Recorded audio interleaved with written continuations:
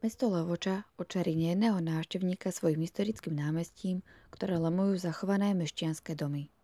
Väčšina turistov sem zavíta, aby navštívili baziliku svätého Jakuba, ktorá sa píši najvyšším gotickým oltárom na svete z rezbárskej dielne majstra Pavla z Levoče.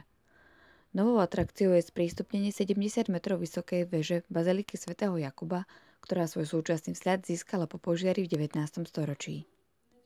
Prehliadka sa začína cez západný vstup, ktorý bol v 15. storočí zamurovaný z dôvodu zriadenia lavíc pre mestskú radu a výstavby chóru. V spoločnosti s prievodcu vystúpite po 216 schodoch do výšky 50 metrov. Trasa prehliadky vedie popri vetracej šachte a zvonoch, ktoré ohlasujú Levočanom čas. Prehliadka sa končí v niekdajšej obytnej miestnosti strážnika, ktorý ohlasoval nebezpečenstvo a požiar, a dnes v nej nájdete historické kresby a fotografie mesta. Z tejto výšky sa vám naskytne krásny výhľad na okolitú krajinu, historické námestie a pútnické miesto Mariánsku horu.